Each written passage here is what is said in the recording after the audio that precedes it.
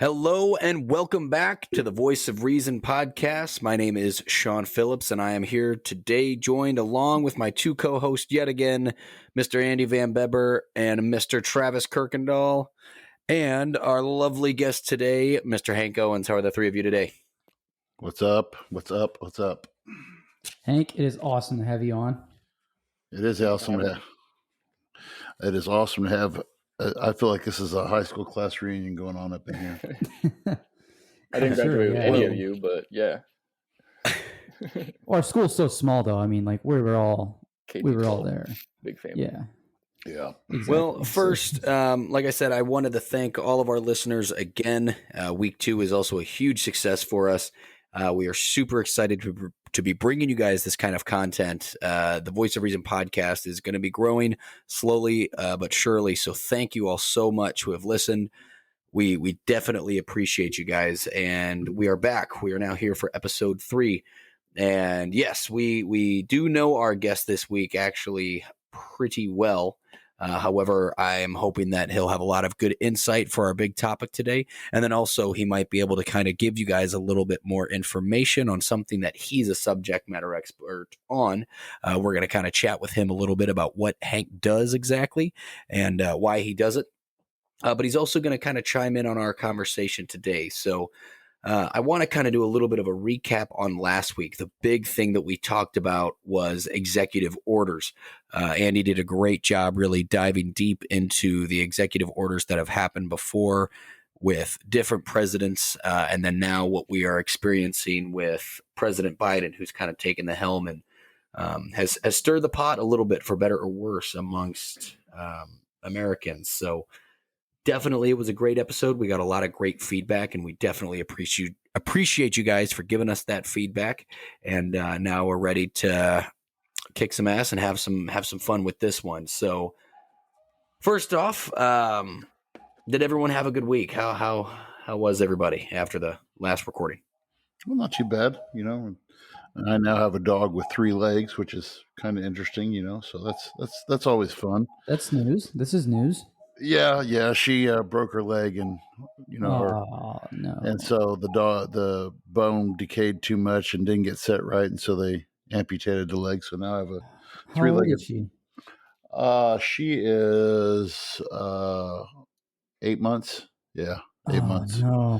Yeah. So I got a 3-legged dog wandering around the house here somewhere, but other than that, it's been a pretty good week. Well, doggy veal is what I'm hearing. That sucks. Oh. That makes me sad. Thanks. Well, thanks for sharing that. Off to a great start. Off to a positive story. If you want me to, I can bring up the story from last week again about the preacher who said you need to have thin wise and not fat wise. If you want, I actually saw he was really making headlines. Like he was actually trending, like more than just kind of like like MSNBC. He made his way to like Twitter, and I watched. I actually watched the bit, and man. Hank, did you hear about this? Did you listen to the last week? Yeah, I think it's a good accountability tool. Well, I'll tell you what, he from what I read, he has been put on administrative leave, and he's got time to do the podcast, is what you're saying. Yeah, and the church is actually making him. The church elders are making him get counseling. So there you go. Wow, when the counselor becomes the counseled, I love to hear it. Yeah. Well, without further ado, kind of what I'd like to do, I'm going to introduce you guys to our guest today, Hank Owens. He's just going to tell us a little bit about himself, and then once you guys have kind of gotten to know him just a smidge, we'll start to roll into our topic. We're going to jump right into the things this week, just because our topic today is definitely could carry on and really kind of take a little while. So we're definitely going to dive deep into some debate and discussion for you guys today. So without further ado, Hank, please introduce yourself and then tell us a little bit about what it is that you do. Yeah, okay. So for the past 6 years or so professionally, I've been in the financial world. I got connected with a financial planning firm, and more or less I've owned my own business through the framework of their company.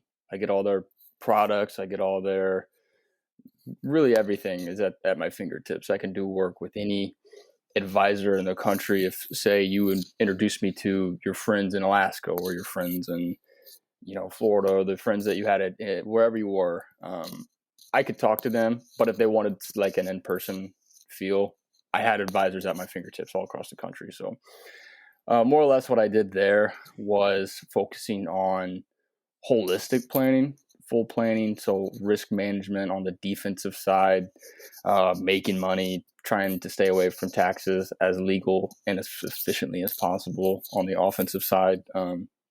Offense gets the butts in the seats, but defense wins the championship. So we wanted to kind of keep everything under one roof and make it real simple, and learned a lot of philosophies there. But like I said, I was a business owner there, so a lot of costs involved, a lot of different things there. So I actually made a change.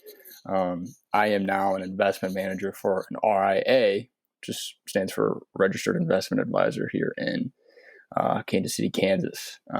We manage about $70 billion. It's a lot of fun. I don't do a lot of defensive planning now, but that's really where my heart is. That's kind of where my conviction is with planning. Without having that, a lot of my military clients, a lot of my military friends, they like to use the phrase "no factor," making sure there's no factor in between point A and point B. That risk management side of things really makes things come full circle, that defensive side.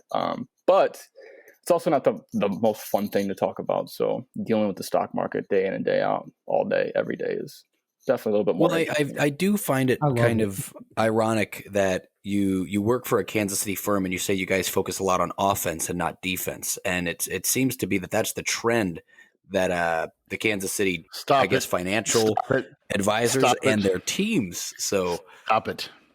Well, that's funny too, because every other team doesn't have either in here in Kansas City. They don't have offense or defense, or a fan base that's been around for longer than 5 years. There you go. There it is. That's also true. Hands off. I've yet to find an individual with a Chiefs jersey that is older than about 3 or 4 years. You're not wrong there. I had a buddy in college on the baseball team that was from Kansas City, and I was a bad guy because I was from St. Louis and had a Cardinal hat on. And I asked him if he knew who George Brett was, and he had no clue. Oh, shut up! You're kidding me. No joke. Oh my gosh. That's when red turned to blue. It was like 2014, when they went to their first World Series. Mm-hmm. Yeah. You're a bad person if you wore red. I don't remember 1986, 1987. Yeah. Now I really feel old. Thanks a lot. Well, I'm actually kind of glad we got the train rolling a little bit, because we are going to dive a little bit into today on so this is our main topic, and we're going to be talking about the role in society of people that are influencers. Mainly, we're going to really kind of talk about like celebrities, so your actors, your athletes, your politicians, and their roles in society, and kind of what we should take from the message that a lot of these people speak on. So I kind of want to let Travis kind of take the reins and start a little bit, kind of talk about some of the info that he kind of dug into. And without further ado, to kick things off, and I'm definitely sure this one will get rolling fairly quickly. Travis, why don't you talk a little bit about some of the stuff you've been looking up, and what kind of topics and people in particular you've been thinking about? This whole subject is something I've kind of been paying attention to, especially since, the COVID pandemic happened, and even since 2016 election. We're looking at, let's just start off like this. How do most people get their news?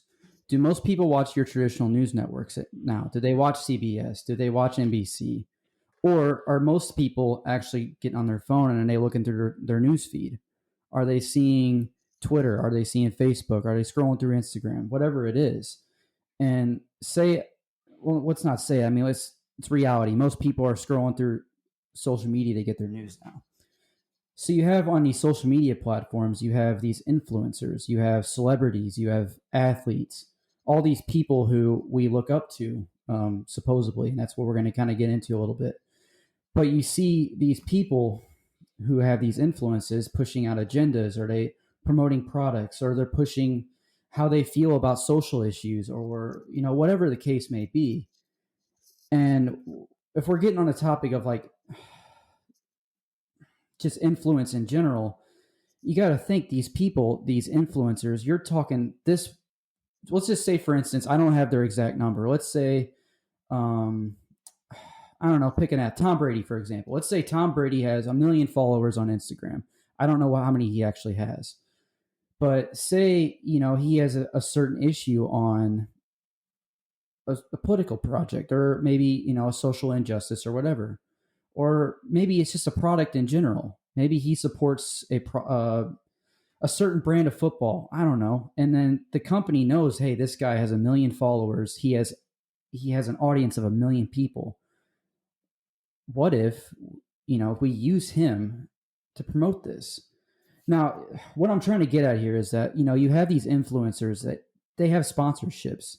And if you look at what some of these companies, like their beliefs and, they speak out on like certain issues, you'll notice that some of these athletes or celebrities, they share the same, for the most part, they share the same ideology and the same views on things.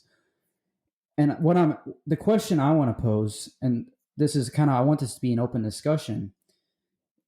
The question I'm asking, and I want our listeners to ask, and again, do your research on this. This is my opinion on it, really. Are what these people saying, is it truly genuine into what they believe? Like for example, let's say Dwayne The Rock Johnson, great actor. He's got a huge fan base. He's considered a role model. He's done the list goes on and on of all the things the man's done. But then he comes out and he says, hey, I'm endorsing President Biden for the election. This is just an example. A lot of people were like, oh, forget this guy. I don't want to, there was a lot of issues with that. My question is, and this is just one example of many, is that truly what he genuinely believed? Or was that perhaps an agenda that was pushed on him by sponsors or people that pay him, essentially? It's just a question. And it's not that I'm necessarily accusing him of doing that, although, I have my opinions on it. It's just if we're talking about influence in general, my question would be like, is their view really genuine? Where is it coming from? Is that truly what they believe, or is that what their sponsors are telling them to say, or maybe not necessarily telling them to say, but like, hey, this is kind of the agenda we want you to push to your audience? I think it's kind of the reverse, to tell you that. This is just my feelings, and maybe I'm putting cart before the horse here a little bit, but when I think of influencers, and Travis, you and I talked about this last night in our meeting when we said, the whole thing with Colin Kaepernick, when I look at Colin Kaepernick, yes, so there was, when he did the whole thing about, kneeling for the national anthem and everything, and then he pretty much got hung out to dry by the NFL, and then Nike picked him up. Well, I'm kind of wondering, did Nike pick him up because of the stand he took, or did they? I think they picked him up for the stand that he took, and it seems kind of bad for me to think this way, but I think that they picked him up. He's getting attention. We can make a buck off of him, and so stand for racial injustice, stand for all this other stuff, and yet at the same time, we're a company that produces most of our goods in Vietnam, where we pay our workers, 25 cents an hour. So, I think it's their sponsors are being very opportunistic and know that they can make a buck off of these guys. What is it? The noisiest squeak gets the grease, or whatever, So, I think it's just they took advantage of it. Well, that's exactly what I'm getting at. It's like, and not to, I'm not going to sit here and criticize necessarily, what Colin Kaepernick did. I think whether you agree with it or not, I think what he did was his First Amendment right. Again, whether you agree with it or not, that's just my opinion on it. But you saw, like you said, Nike picked up on that. Did Nike pick up on that for the fact that, hey, we truly believe in what he did? Or did they see a money opportunity? And not just Nike. Let's look at all these other companies that have jumped in on these social issues and recent things, or even the election. Like, was it truly what they believed, or was there money involved? Well, and this may be a thing where we can ask Hank in on this too. Do you think that companies, and you can look at this from the financial viewpoint, Hank, do you think that companies are gaining a lot by having these out there people that they're backing up? I think it depends on what their stance is. Like Kaepernick, yeah, you know, it might offend out my, you know, my grandparents or my parents or something if they're not standing for the anthem. But you got to think it, the long term effect on that. The people that are actually going to be looking up to Colin Kaepernick are the people that are actually going to be making the proper changes we need in the social injustice realm in the future. Like little kids that saw that, they're thinking, wow, this is bad. We need to do something about it. But like the older people, yeah, they don't like when people kneel during the anthem. That makes sense. Maybe there's a different way to go about it. But I always told people, like, do you really think Shaq has general insurance? Do you really think Tom Selleck, you know, likes reverse mortgages? Like, they're getting paid. When you get paid, you say anything. When you get paid, you believe in it too. So it really just depends on who it is. Like I can't think of a negative example right now, but you know, Kaepernick, yeah, he's going to get paid all day long. Well, you mentioned that getting paid on this, and I want to go ahead and use this opportunity to bring this quote up. This is from Charles Barkley. He played for the Phoenix Suns. He played for the Philadelphia 76ers. He's now on NBA Live on TNT. And this was back when he was playing for the 76ers. So it's back in the 80s. But he said, I am not a role model. I'm not paid to be a role model. I'm paid to wreak havoc on the basketball courts. Parents should be role models. Just because I dunk a basketball doesn't mean I should raise your kid. Now, what was really interesting about that was then the following year, Spike Lee then took that quote and Nike ran with it, and they did a whole advertisement campaign based upon that whole thing. And you want to talk about just double standard?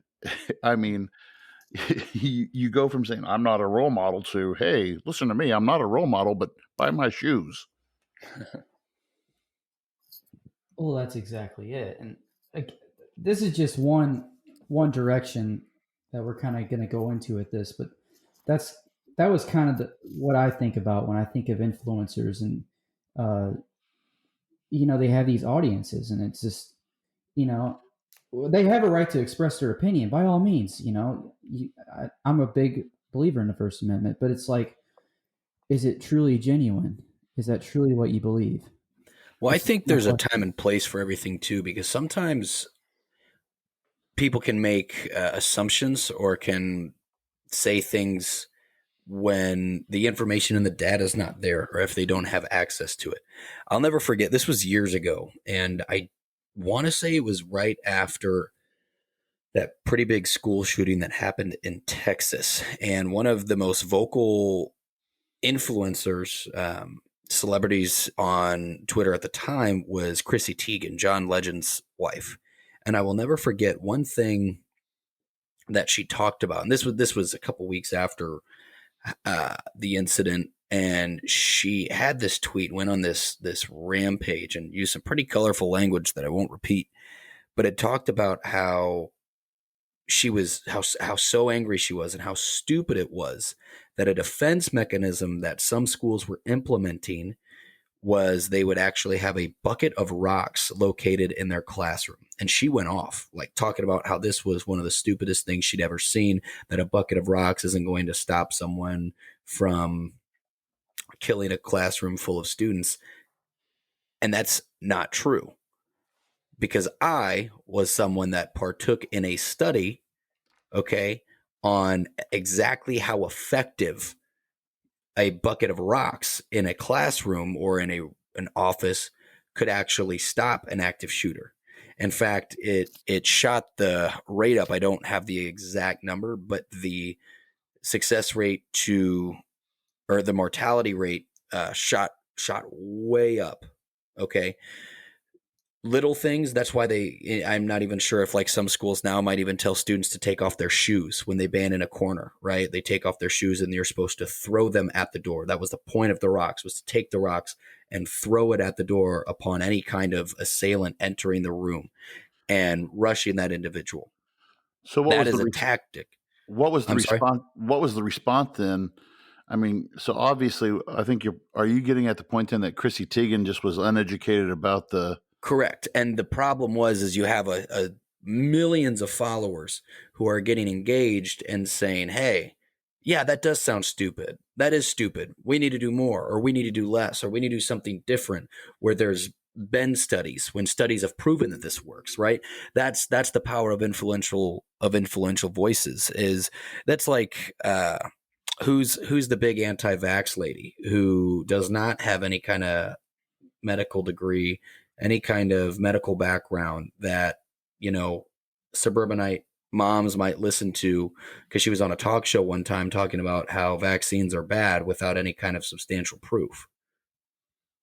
Well, that's just it. So you're getting into a different thing here. We were talking about integrity. Now we're talking about credibility of these influencers, or like not even just influencers is a broad term, but like people who are saying these things. It's like, is this person, what they're saying, like, is it credible? Like, do your research. Like, is this person an expert on this, or do they just scroll through a news feed and read a headline of an article like everybody else, and they're like, oh, that's wrong, and post it up? Like, you got to question the credibility of people. We learn this in high school and college, and you write papers. When you look at a news article, they teach you how to look for credibility. It should be the same thing when you research anything. It's you got to see if it's credible or not. The person who's talking about this, do they actually know what the heck they're talking about, or are they just spitting out nonsense? So what is the extent of how much? I want to bring up the LeBron James thing. And what did you guys say the name of that soccer player was? Zlatan Ibrahimovic. Okay, so LeBron James, this has been a couple of weeks ago. So he goes back on this guy and basically tells him, what he says, I would never shut up about the things that are wrong. I preach about my people, and I preach about equality, social injustice, racism, systematic voter suppression, things that go on in our community. I know what's going on still because I have a group of 300 plus kids at my school that's going through the same thing, and they need a voice, and I'm their voice. Now, is he qualified to be that voice? Is he qualified as an influencer? Because LeBron James, even though as much as I hate to admit it, he is probably one of the best basketball players next to Michael Jordan, but he's probably one of the most popular athletes in the world. And so this is just where I have a mixed bag, because yes, it's good that he's speaking out for these people, but at the same time, do you have to say, well, you got to take with what he says with a grain of salt, because he is natural. He's going to be a little bit biased because, I mean, where does bias and actual knowledge. And I discovered Harry and David. Sorry about that. I love Harry and David. Harry and Well, David's the best. maybe it is biased, but if you look at, you asked the question, what qualifies them? Maybe look at not so much their credentials, but like, is this person actually just saying things, or are they actually doing things to contribute to what they're saying? Like, you were talking about this last night, the things that LeBron James has done for Cleveland, what he's done for Los Angeles, Right. the charities, and the man's done a lot. Like, I have whether I'm a fan of him or not, you can't deny his work ethic and the things that he's done. Like, I respect the man greatly for what he's done. So yeah, I would say, he's speaking out about these things, but hey, at least he's doing something. At least he's doing more than just making a post about it. He's actually taking action on it. And just in his defense, he did say later on in a tweet, he said, I'm kind of the wrong guy to actually go at because I do my homework. So, I mean, this Ibrahimovic is, to me, and this is, I don't know, Sean, maybe this is the time where we can approach this subject too. So I look at sport. This is where I have a split. I can go either way on this because I go back to what Charles Barkley said. What are these guys paid to do? They're paid to be professional athletes. They're paid to be, or if you're an actor or an actress, or, you know, Chrissy Teigen doing whatever she does, you know, does that give them, I mean, should they be able to use that platform that they're given then to talk about this stuff, or should they just shut up and just, you know, it's like when Sean gives me a hard time, you know, about, oh my God, Tyreek Hill. And, you know, Tyreek Hill had been, you know, he did some domestic violence stuff, and people said, well, you know, this guy shouldn't be allowed to play, and this guy shouldn't, because he did all this bad stuff, and we shouldn't listen to anything he has to say. But what is it about a person, you know, what they do off the court? Does that, how much should we pay attention to off the court versus on the court? Do we look at what they do? I have very mixed feelings about this. Yeah, and again, it's a double-edged sword when it comes to kind of having these kind of conversations on.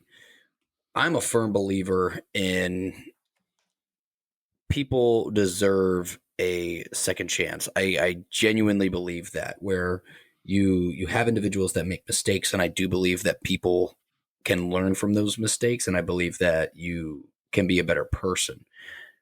However, there's a couple instances, I want to say, where there needs to be a line drawn in the sand, right? You take an individual like Mr. Hill, who, let's say what happened with him in college, which was like around that time, was the first and domestic abuse incident in which he was criminally charged, right? Mm-hmm.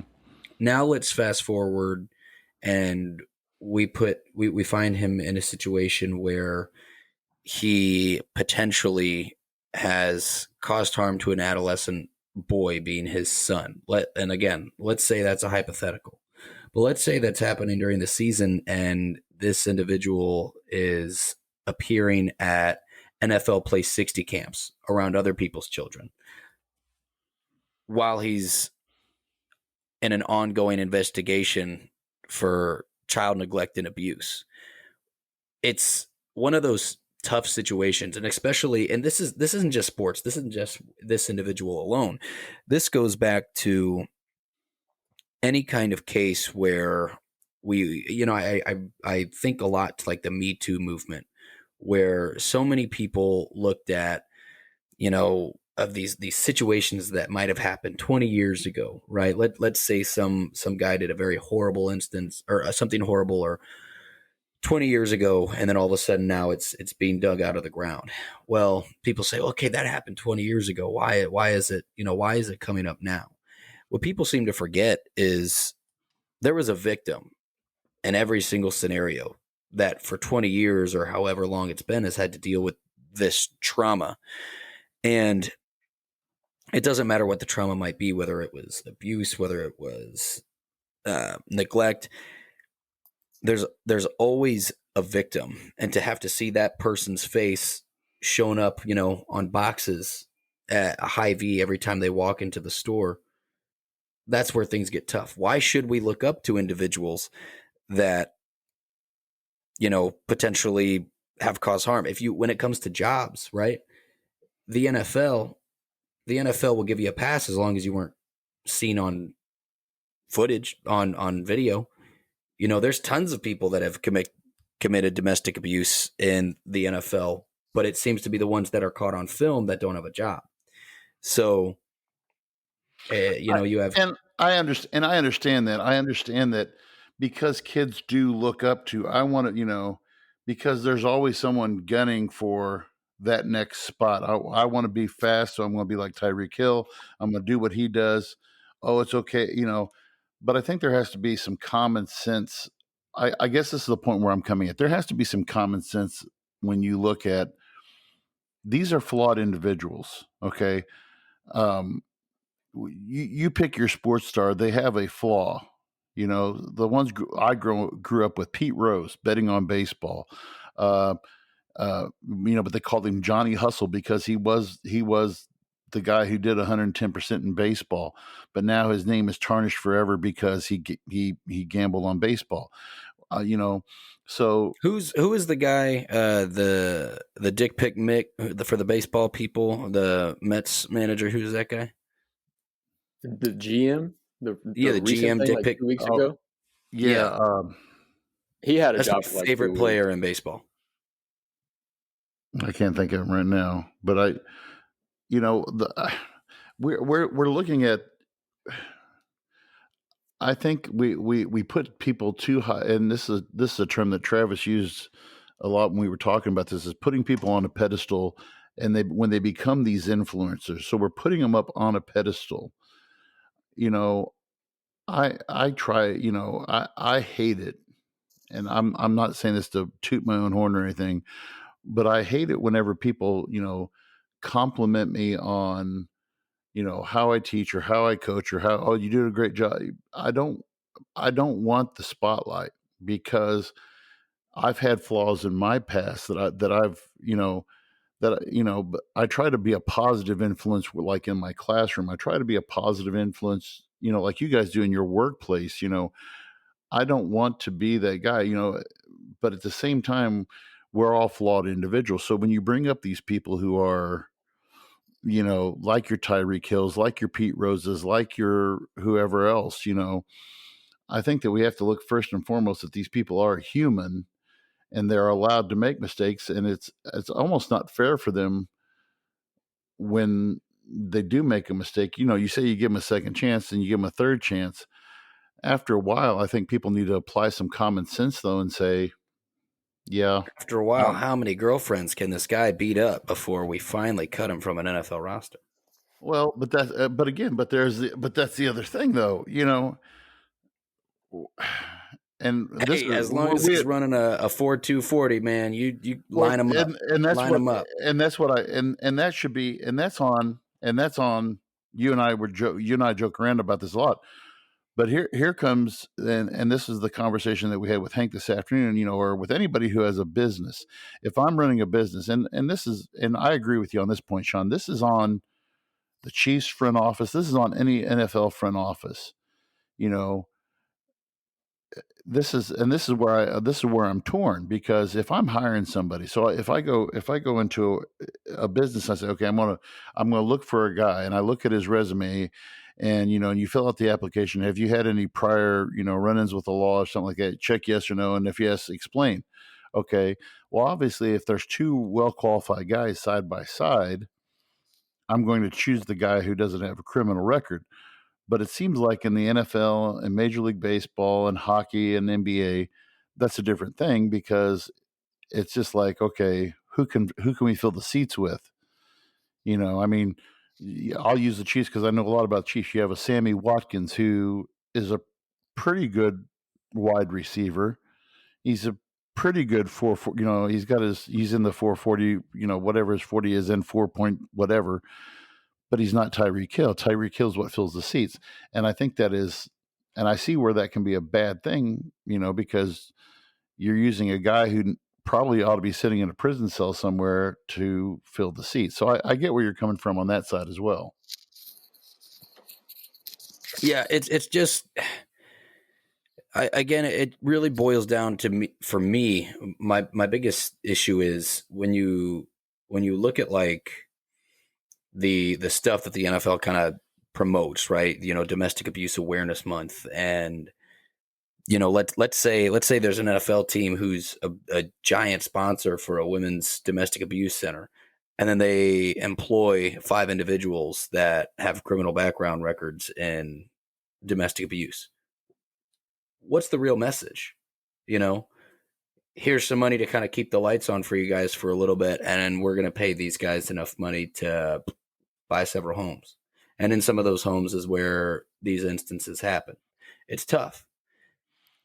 And I don't want to necessarily get down that rabbit hole, because, like, there's so much more types of influence, and other than just should little kids look up to sports stars. Like, of course, everyone's just going to have someone that they really like. I'm a McGregor fan, but it's like by no stretch is this a good guy. The man punched an old man in a bar for refusing to drink his whiskey. So it's not like this is an individual that's out sporting the town, and this is also an individual that has had claims of sexual abuse and sexual harassment against him. So now I'm a firm believer in there's a difference between, you always necessarily need to believe, you always should believe the victim, and then you wait for the court to do its due process, right? We do live in a weird time, and I know it's a topic for another day, where the moment that someone says this happened to me, then instantly we run down this rabbit hole of it could potentially ruin someone's career. I actually know someone personally who a false claim was made against them, and then it shelved them for several months during a budding time in their career. So I think it's important that once courts have done due process and there's an actual result, that's where you should base your opinion off of. But again, rabbit hole for a different day. So what's the standard then? If we have, or is there a standard? I'm looking at stuff right now, and so we can get out of the sports realm too. We can get, is it different? Well, maybe we should say it this way: is it different for sports than it is for, say, politicians? Or I think there's a different standard that no matter who the influencer is, whether, because you have sports on one level, you have politicians on another level, you have the clergy on another level, you have but shouldn't there be a standard? If we say these people are influencers, okay, at what point should they no longer be? Because there's some people who just abuse that power. Seriously, go back to the preacher that we talked about last week. That guy, that preacher down in, so you probably had some boneheads in his congregation who said, "Oh, that's a good idea. I need to have a hot wife who's not fat and who's not this and who's not that." Well, that's silly. Why should you? Why should we listen to people like this? And then I look here at all the stuff. It's just like day after day, all the stuff that's coming up about Andrew Cuomo in New York. Good Lord, there's just more and more. And I go back to what Sean was saying earlier about victims. Obviously, I don't see how this guy's going to save his political life, because there's just so much stuff that is just constantly just coming up. I don't know. I want to say that we need to be wise about the people who we call influencers, because, like I said again, at the end of the day, these aren't the people we should be looking at. Our pastor asked this morning, and it was kind of humorous because there's a few chuckles in the audience when he asked this. He said, "How many of you follow the advice or follow the political musings of, say, a movie star or a sports star?" And of course, none of us, but it's, I think there's a lot of people that do, though. Well, and our last president was a reality, television host, and a big thing of why I heard, that he was president was because, he knows how to run a business. He can run a business. He's a businessman. And that man was a television host for the past, better half of a decade, if not more. Right. Ronald Reagan was an actor. Well, that's how, and it's the same thing. Like, I love guys like The Rock, but the amount of people that say he's going to be a president one day, and based off what qualifications? Well, he has a show talking about it. He's speaking it into existence right now. That's why he's qualified. Well, and influence is a weird thing. President Trump did the same thing. Everyone thinks he didn't have a chance in hell. And essentially, The Rock is getting paid to run a campaign. Like, what is it? 8 years before the fact, like he's already won in 2032 just because he's talking about his $7 in his pocket and his history. He's got it in the bag. All he's got to do is put his name on the ballot. If this still continues to go down the road that it's going. So if I could chime in for a second, where I think we should draw the line is, I mean, we need to realize that everyone has the right to free speech. Everyone has the right to say whatever the heck they want to say. Yeah. We need to be competent, and we need to do our own research. We can't just scroll through Twitter and Instagram because it's convenient. The Wall Street Journal has an app that works just as good as Instagram and Twitter. I think where people, and I'm just a dumb chimp like everybody says, but I think that where we need to draw the line is, I mean, do your own research, but where I personally draw the line is when people start trying to give me political advice. Like, LeBron's a great guy. He's a great dad. He definitely knows his wines. He definitely has his heart in the right place. And Zlatan does too. I mean, he's like, stay in your lane. There's nothing wrong with that either. But when Lady Gaga gets on Instagram or Twitter and tells me to vote left, to vote blue, like, on what grounds? What's the reason? I think that the convenience of social media is also a big issue because 100%. It's also, not only is it right or wrong, maybe not, do your own research, like I said, but it's the cool thing to do, to lean a certain way. Or I feel like it was just getting kind of redundant.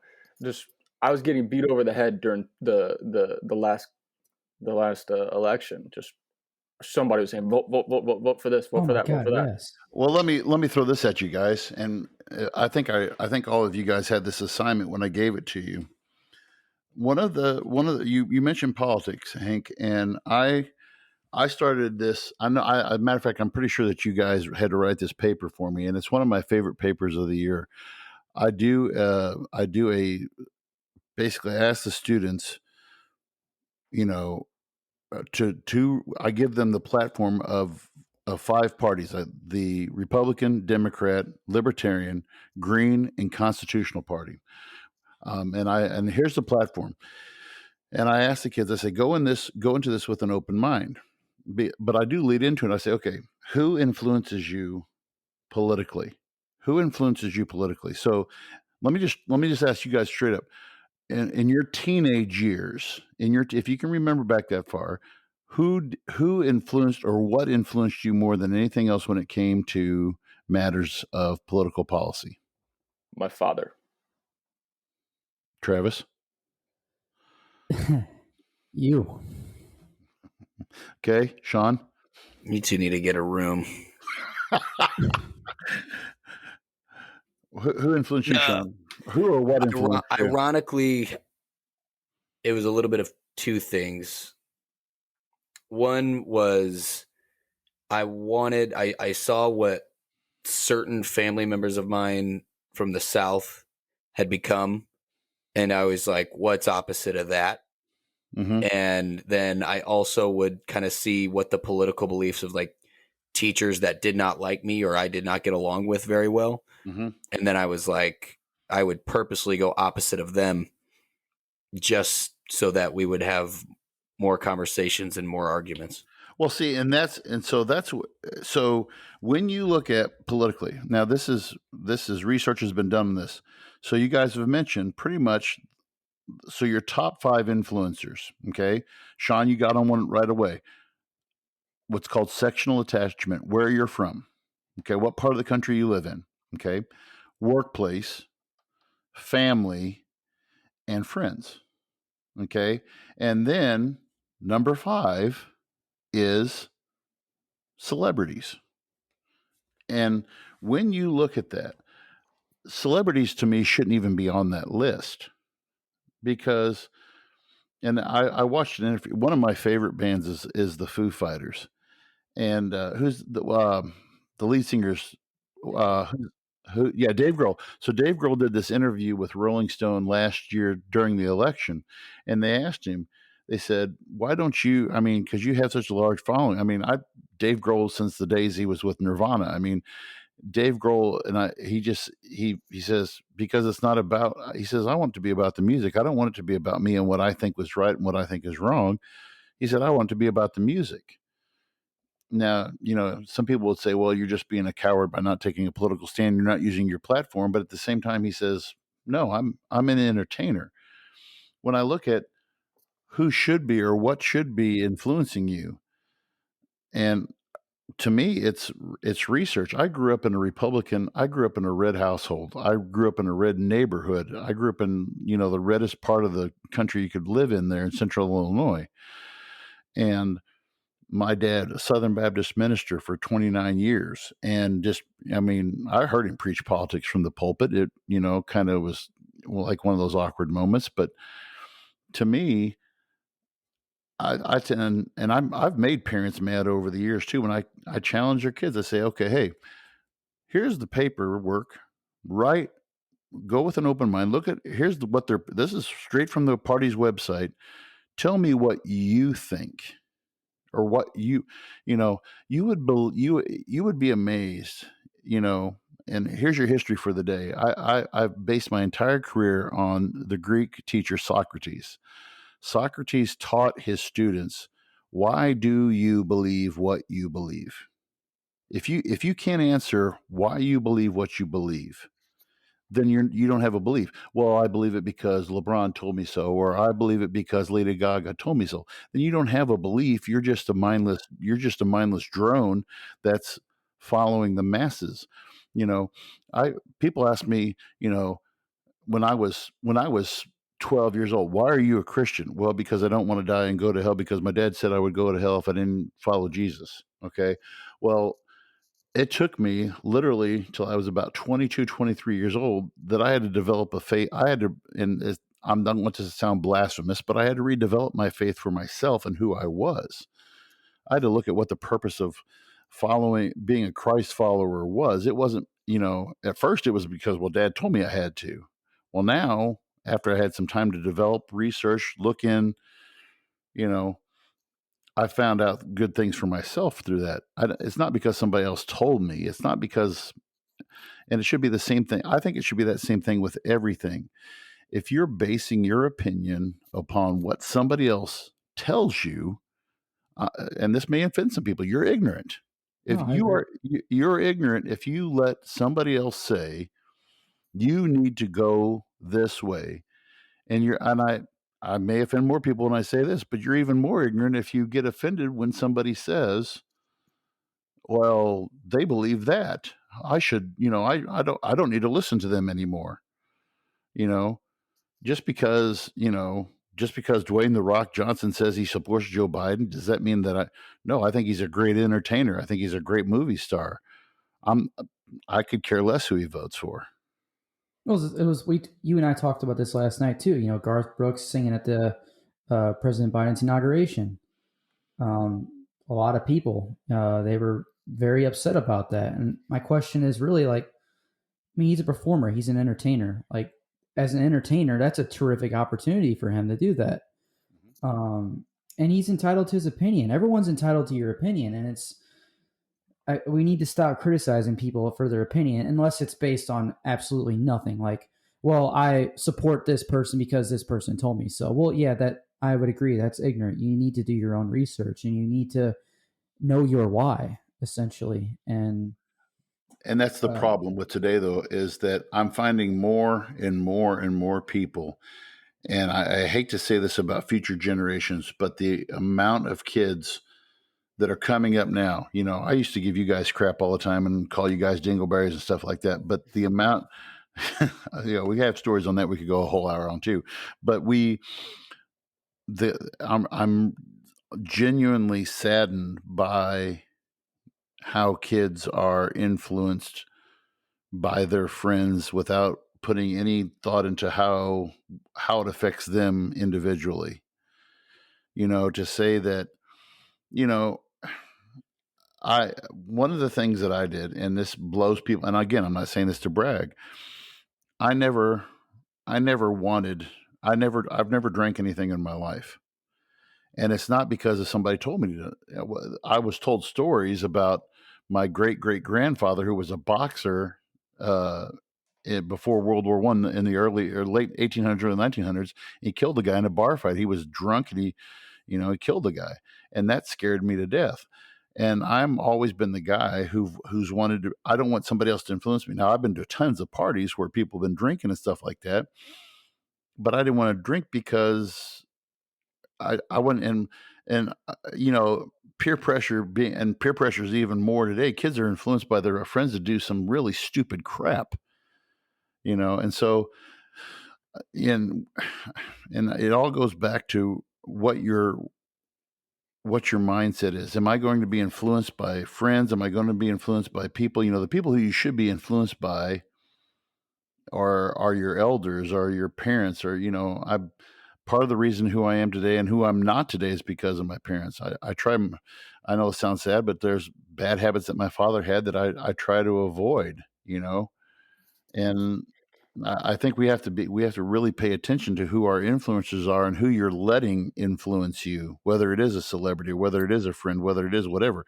My point was, though, that was the other thing. My friends, oh, come on, drink with us. You can have a few beers or whatever. And it's not, and I was like, no, I don't feel like I should.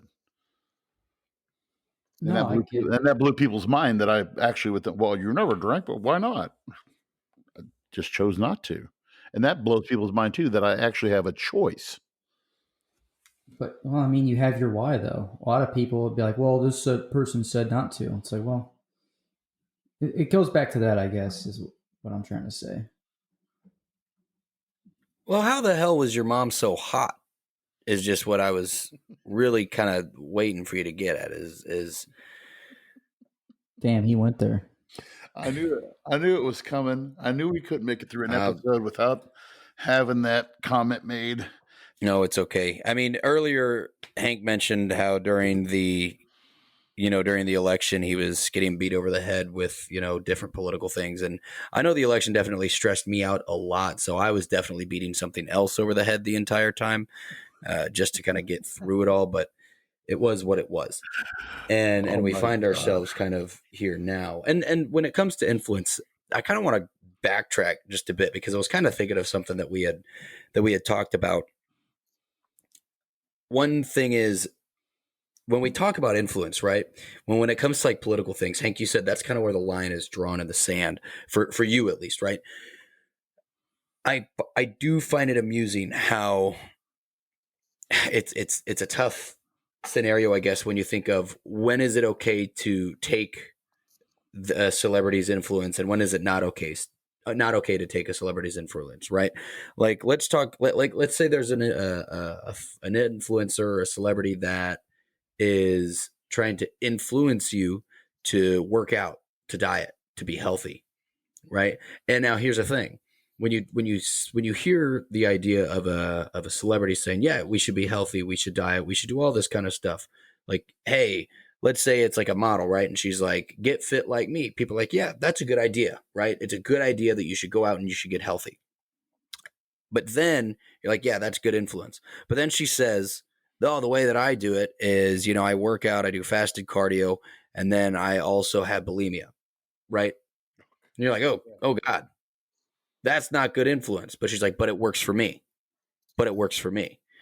That's where you kind of got to be careful when it comes to influence. And especially, like, again, I know we were talking about politics, but there is a weird line drawn in the sand of when is influence okay?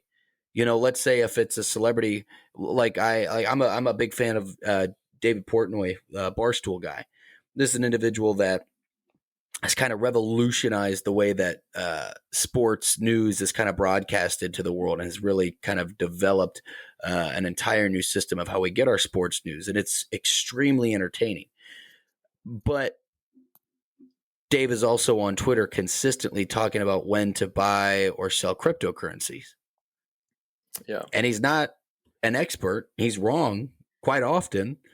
And, because he's so successful when it comes to the business of his sports business and his news and broadcast business and his entertainment business, people listen to him when he talks about things like cryptocurrency and end up losing thousands.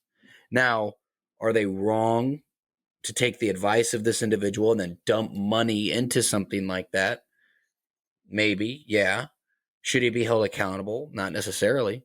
It's the same thing if like it all just depends on where you get the info from. If I was to text any one of you guys, hey, you should buy this stock right now, or you should invest in this right now, or you should do this right now, and then it turns out wrong, you're like, he was just wrong. But then what if I tweeted that and broadcasted that to thousands of people or millions of people? You know, that's where it becomes a slippery slope. That's why I watched a lot of YouTube videos during the rise of Dogecoin, which is a cryptocurrency for those that don't know what Dogecoin is. I watched a ton of YouTube videos on just people's predictions on how it would kind of go. And the big thing these individuals kept repeating every like 5 minutes, they kept repeating it was, I am not a financial advisor. I am an entertainer. They would say it consistently. Yeah, exactly. So how many times, Hank, I mean, have you ever had to find yourself in a position where you've had to steer somebody back from following bad advice like that? It's every conversation you have in this world. So kind of backtracking to Dave Portnoy, his name, or one of his nicknames is not El Prez, but Davey Day Trader. One of the biggest misconceptions or portfolio ruiners is trying to market time an active trade. Like, it's one of the worst things that really anybody can do. But Davey Day Trader has millions, maybe billions. I don't know what his net worth is. He's got it all set up. He's got teams doing that stuff for him. He can take extra money and go speculate on the market, go speculate in crypto, go speculate in whatever he wants to speculate in, because whatever happens in that day trading that he does, he's either going to make a ton more money or lose a little bit and sleep just fine. The problem with that is his media juggernaut of a company, I would say 98% of the people that watch him daily don't have a Roth maxed out every single year. They don't have everything else figured out. They don't have their income protected. They don't have anything whatsoever. They're taking every extra penny that they have at their disposal, throwing it into the market, trying to time it, and actively trade.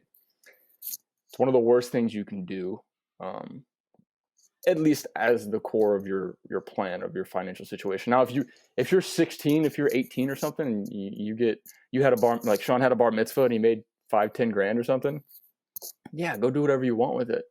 But as you're trying to build an empire, as you're trying to build a lifestyle, when you realize that this retirement income is everything that you worked for, everything you saved, no one's paying you, there's no pensions anymore, a 401k is your money, you saved it, you got to make sure that you know how much you're going to lose in taxes, or you got to try to guess how many years you're going to live and make sure you don't outlive your retirement. You can't go risk, your disposable income on speculating day in and day out.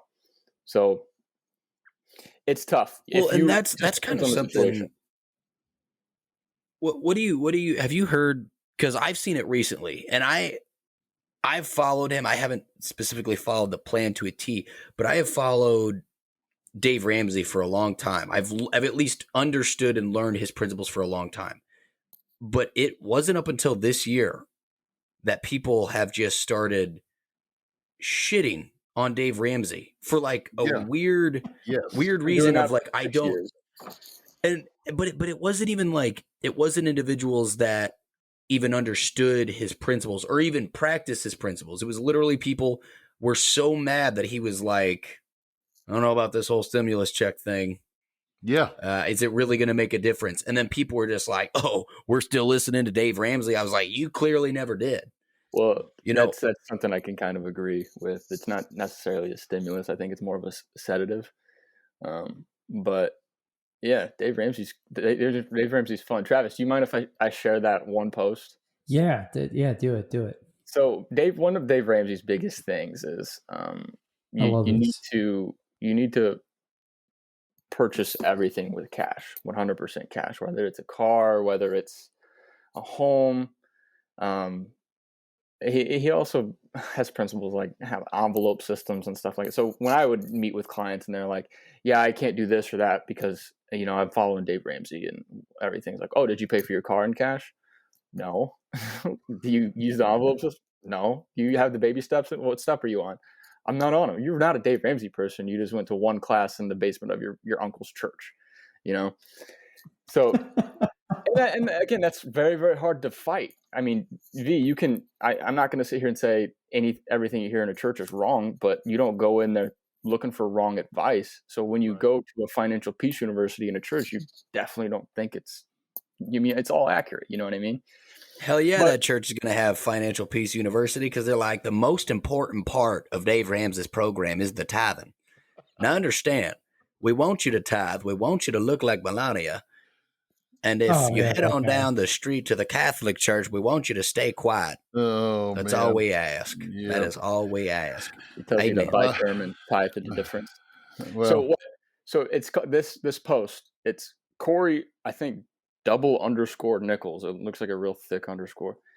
I DM'd it to your other Instagram page if you want to see it. But in 2009, Dave Ramsey purchased his home for an estimated $4.9 million. Because of his rigid stance on debt, Dave paid cash, 100% cash for the house. This is where his mistake began. If he would have taken out a 30-year fixed rate mortgage, he would have needed to make a 20% down payment of roughly $980,000.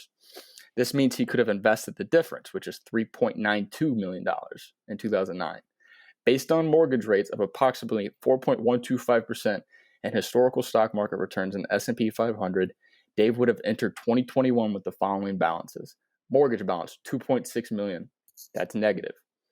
Home value, $16 million. That's just the list price. And then when he invests the difference, he would have $18.5 million. So that's $18.5 million plus $16 million in the home value minus 2.6 in the mortgage, right? Instead, what does Dave have? A $16 million home, which is a huge investment, a huge gain on his home investment. He went from paying 4.9 to making 16 million, but he could have just collateralized, used some debt, and turned, what was it, $3.9 million into 18.4. I love that post. Just the Dave Ramsey thing. He preaches to the choir. There's a huge market for Dave Ramsey, and he's not necessarily trying to do something wrong. But you also got to think there's conflicts of interest with Dave Ramsey as well. He owns a term insurance company. What does he recommend you get all the time? Term insurance. Is that wrong? Probably not. But he owns the company that only does term insurance. He owns mutual funds. Guess what he talks about all the time? Mutual funds. Yeah, and there's history going way back into the inception of the stock market that following an index, the S&P 500 is going to outperform funds all day long. Plus, mutual funds and hedge funds are actively traded. They're actively managed. Mm-hmm. So they're trading all the time to beat that specific index, which causes a taxable event each time. Plus, there's a management fee. So I like how you talked about how Dave preaches to invest in, things that he owns, where again, it's full circle, where that is it's a prime example of using your influence to bring more people to you. For example, recently in interviews, right, Chris Hemsworth has talked about how for the next Thor, going to be the biggest he's ever been. This workout program that he's been on has been the most insane of his life. What is Chris Hemsworth also recently released that he's pushing pretty hard? A fitness app. Mm-hmm. A fitness app to work out and train like Chris Hemsworth. But I'll tell you this right now. It doesn't matter how many resistance bands you work out with. You're not going to look like Chris Hemsworth. Okay? But in theory, you're like, I'm doing what he's doing. And it's the same kind of gimmick. Celebrities do it all the time. Like with The Rock. And I'm a huge fan of his workout gear. I buy his shirts because I think that right as I put it on, I will get Samoan tattoos. My penis will grow 4 inches, and I will become him. And yet, every single day, I disappoint myself and my girlfriend as I sit here, and I'm not Dwayne The Rock Johnson. Oh, my. That's just it, but it's the same thing. Thank you. It's like with the celebrities. It's like, well, by doing what they say and supporting what they're shilling to us, I feel good about it. I feel like I'm part of them almost, like how you put on the Rock shirt and you feel like the Rock, even though, no offense, but you're not. But There's that's no it. offense taken. I'm 100% aware every time I look at the mirror and feel my knees that I don't have all the Tren and HGH, but here we are. Exactly. And you got to ask that question, like, what is the intent of what this person is saying? And like, do they profit off of it? Or like, what's the agenda of it? I wanted to speak on what you just said too, Hank, about talking about Dave Ramsey. He's saying these things and yet he offers insurance. He offers these mutual funds and stuff like that. Look at Elon Musk, for example, with Bitcoin. For those that don't know, Tesla bought a bunch of Bitcoin and Elon Musk went on Twitter and just promoted the hell out of this thing. And guess what happened? The price shot up ridiculous. Why did it do that? Because Elon Musk did it. Now, let me ask you, is it because Elon Musk truly believes in Bitcoin, or is it because Tesla's invested in Bitcoin? The man has come out and talked trash on Bitcoin numerous times after all of this. But it's like, what was the intent of it? Like, why boost it all this money when you're invested in it and then back away from it? Like, was there money taken there? But it's like, that's just an example of what we're trying to talk about here. Is just like, questioning why these celebrities, these influencers, athletes, whatever they are, why are they saying what they are saying? I kind of came at it with the money aspect, but obviously there's more to it than money, and we kind of got into that. But that was just one example I wanted to get out there. Like, if you think that Elon Musk really believes in Bitcoin, and you're like, oh, I got to buy Bitcoin because Elon Musk bought Bitcoin, you're going to be broke. Hank, what's your thoughts on Bitcoin? Two currencies in general, I should say. Well, it's pretty to think that they're going to be around for a while and we're going to make a ton of money off of it, but it's a bubble, man. There's no denying that. I mean, a bubble isn't like, say Travis calls me and says, "Hey, I want to rebalance my portfolio because I'm really worried about the stock market right now. It's super, super high. It just has to mean it's going to go down." That's not a bubble. That's not a bubble at all. What a bubble is when something is selling in the stock market at a much higher price or much higher value than its actual intrinsic value is. So things like GameStop and AMC. Exactly. But see, where that's different is GameStop and AMC is an actual thing. There's an actual brick and mortar establishment that no one goes to because of COVID or not. Dogecoin doesn't exist. Bitcoin doesn't exist. It's if you got in right now or you got in 5-10 years ago, whenever that guy that doesn't exist created it or whatever, I don't remember what happened to him. Weird. It's kind of fallen on the face of the earth. But if you got in right there, if you get in right now and it goes up 10,000 basis points, or it goes up and you make $10,000 or $1,000 or something, I'm not gonna say you're stupid for that. I mean, go speculate on it. I wouldn't try to pretend that it's going to be the next Amazon, though. I think what we're all coming down to the same thing is we're beating the same horse here with this, is that we're all saying the same thing, is do your own research. Yes.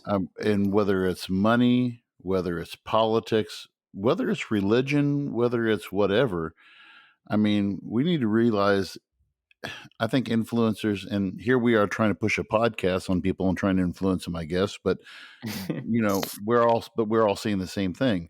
What we've gathered, what we talk about each week on here, and I know this is just our third week, but I know that each one of us put a great deal of prep into this because we research. We want to be accurate. We want to be, when we give to our listeners, we want them to say, hey, these guys did their homework. Maybe I should do my homework too. That's the way I want to influence people. I want to influence people to teach them to think for themselves and not go off of, like you said it on our first episode, Sean, what the old guy down at the bar, end of the bar, is saying, or what, the old lady saying at the church fellowship.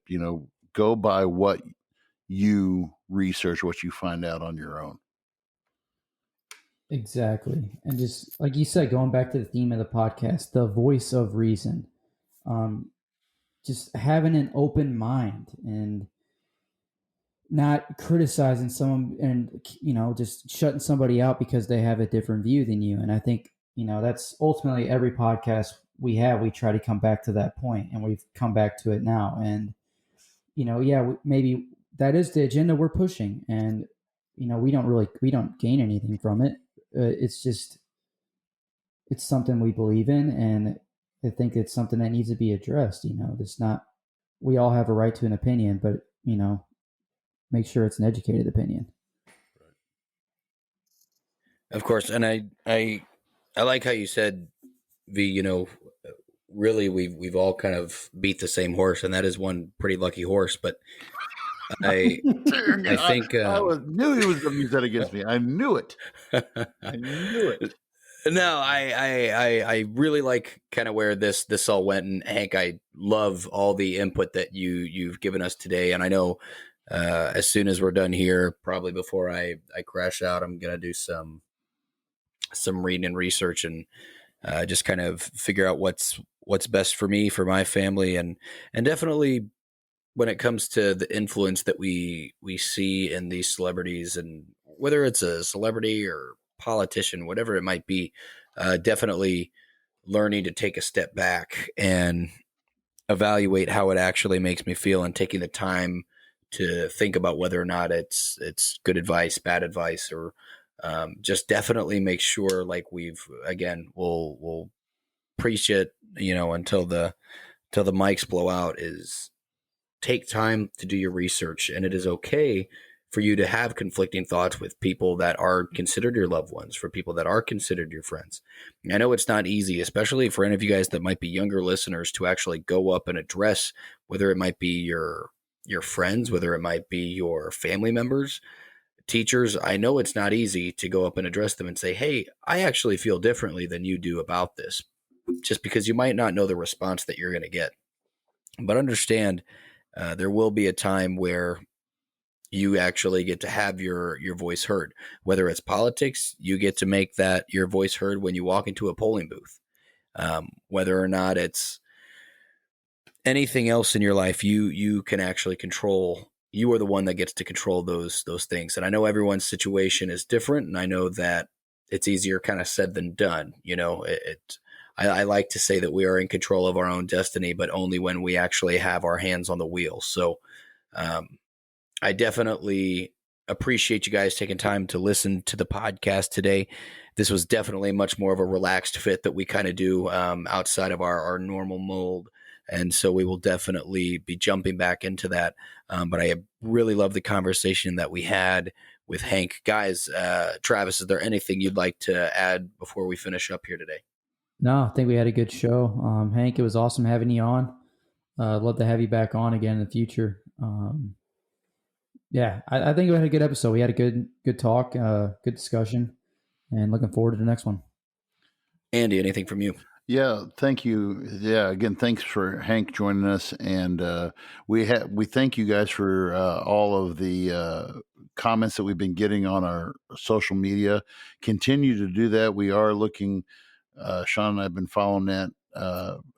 If you have stuff you want to talk about in the future, let us know. We do have a couple of topics on the back burner that we are going to be addressing in the near future. So keep them coming. Thank you for listening. Hank, is there anything you'd like to add?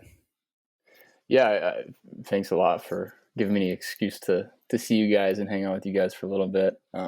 Definitely going to be cool hearing it for a second time, being involved, even though I didn't really touch on too much that you can consider me an expert in.